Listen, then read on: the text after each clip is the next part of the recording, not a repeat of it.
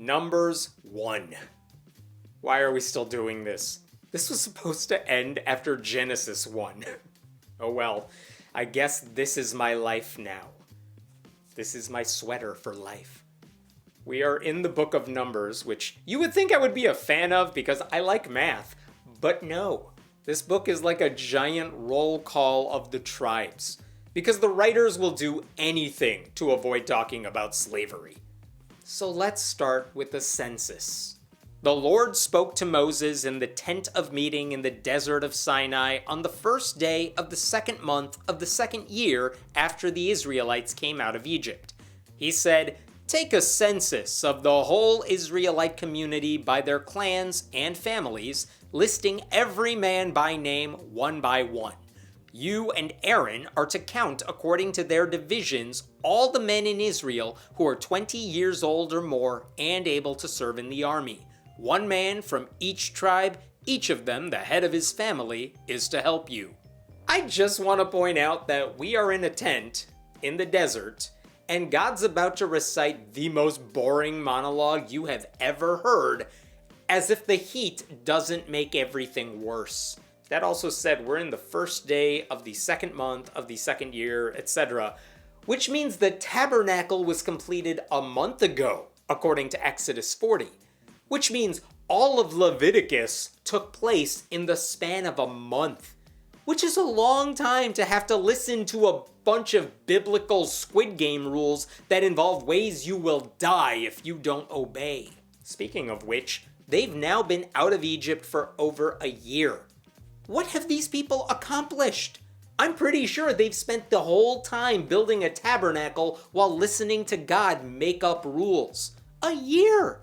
I mean, it only takes me a few hours tops to put together an IKEA bookshelf, and I have no carpentry skills. And how would the census logistics work here exactly?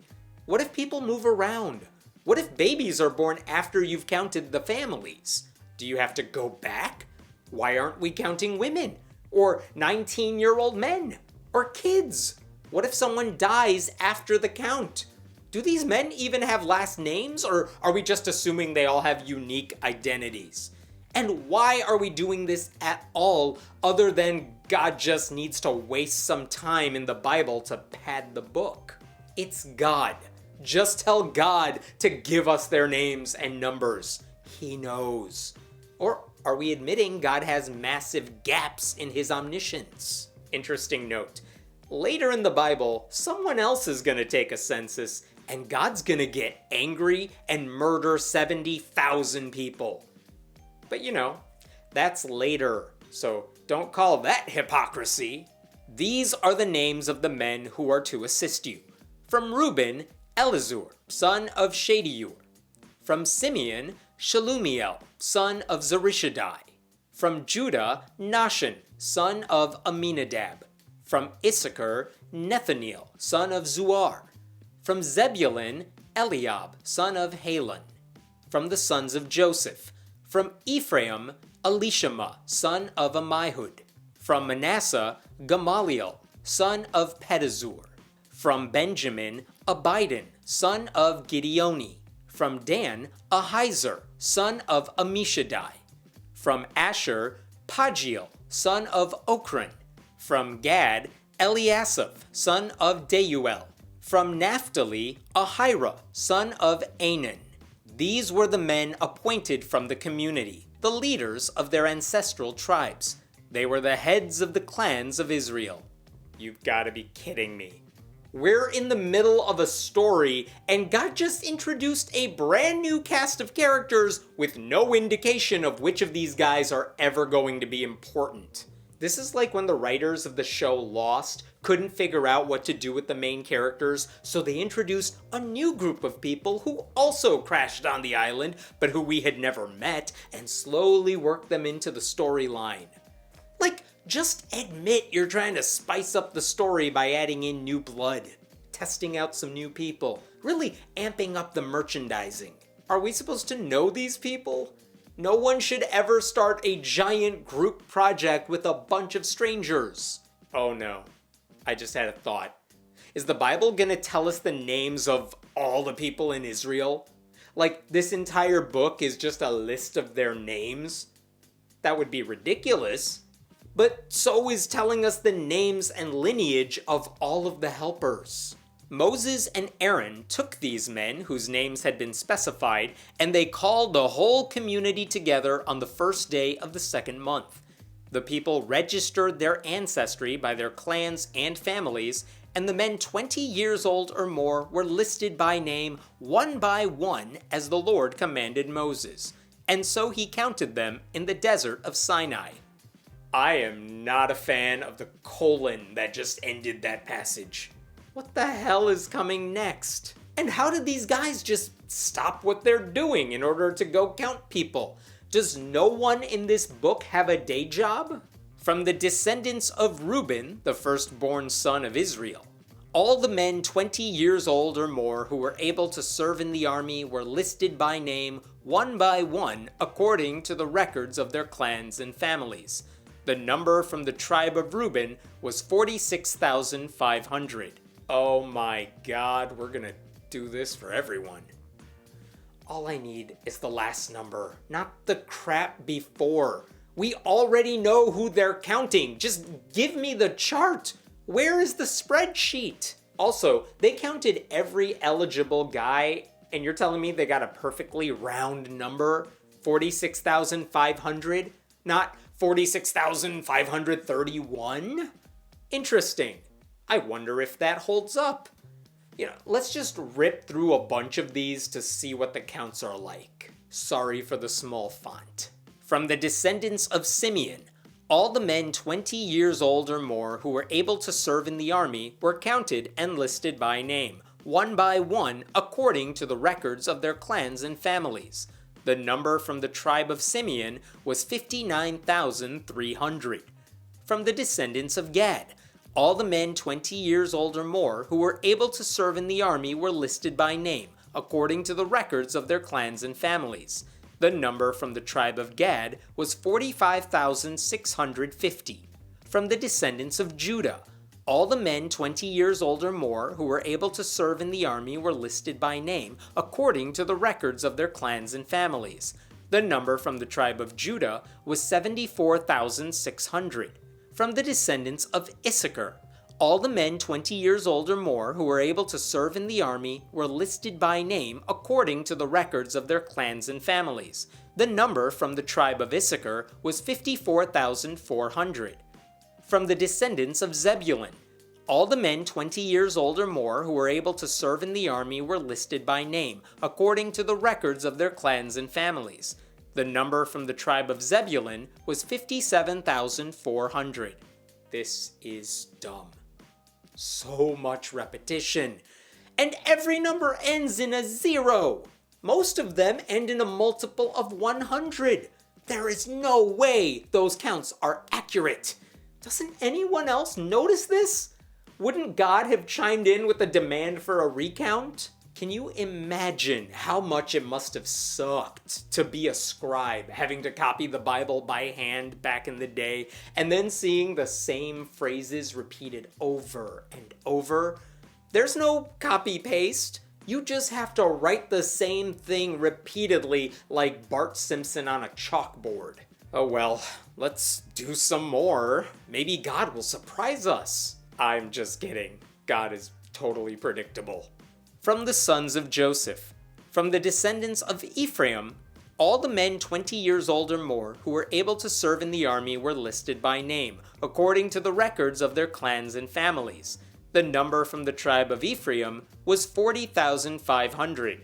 From the descendants of Manasseh, all the men 20 years old or more who were able to serve in the army were listed by name, according to the records of their clans and families. The number from the tribe of Manasseh was 32,200. From the descendants of Benjamin, all the men 20 years old or more who were able to serve in the army were listed by name according to the records of their clans and families. The number from the tribe of Benjamin was 35,400. From the descendants of Dan, all the men 20 years old or more who were able to serve in the army were listed by name, according to the records of their clans and families. The number from the tribe of Dan was 62,700. From the descendants of Asher, all the men 20 years old or more who were able to serve in the army were listed by name, according to the records of their clans and families. The number from the tribe of Asher was 41,500. From the descendants of Naphtali, all the men 20 years old or more who were able to serve in the army were listed by name, according to the records of their clans and families. The number from the tribe of Naphtali was 53,400.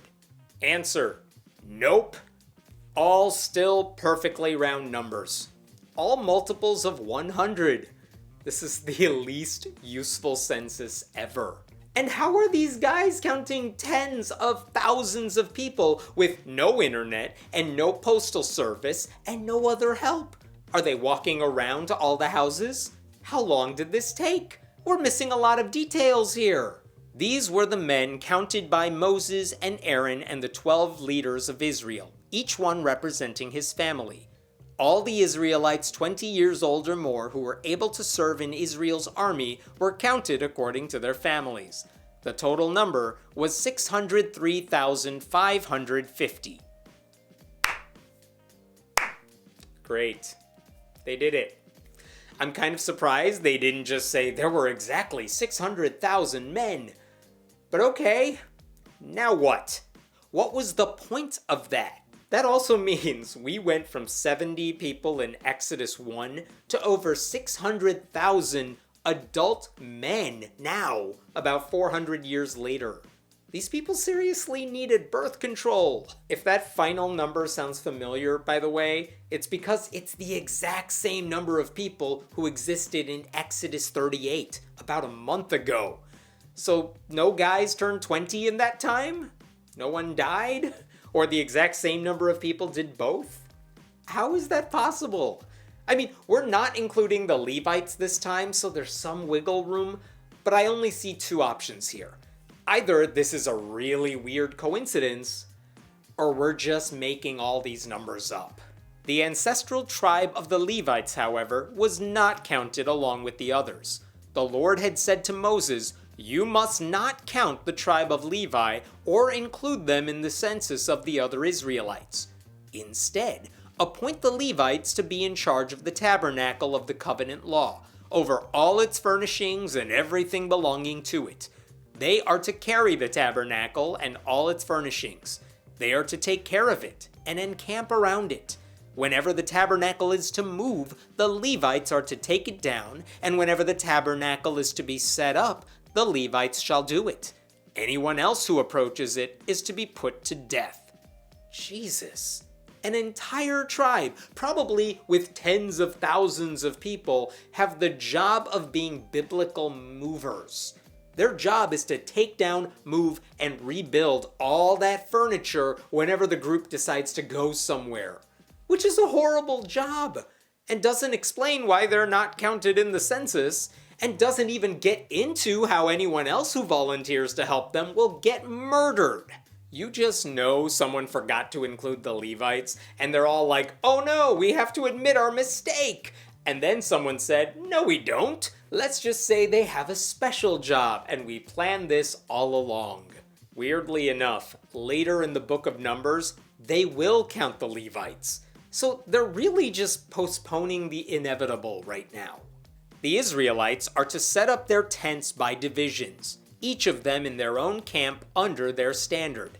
The Levites, however, are to set up their tents around the tabernacle of the covenant law so that my wrath will not fall on the Israelite community. The Levites are to be responsible for the care of the tabernacle of the covenant law. The Israelites did all this just as the Lord commanded Moses. God wants the Levites to live away from everyone else, so when he tortures them, no one else can hear it. Because God is nice like that, if you ignore the torture. The Bible's all out of good ideas and originality. Say what you will about creation, at least there's a story. Now the Bible's writers have just given up. They're looking around in the writer's room and saying, why don't we just count people until we figure out a new story arc for Moses?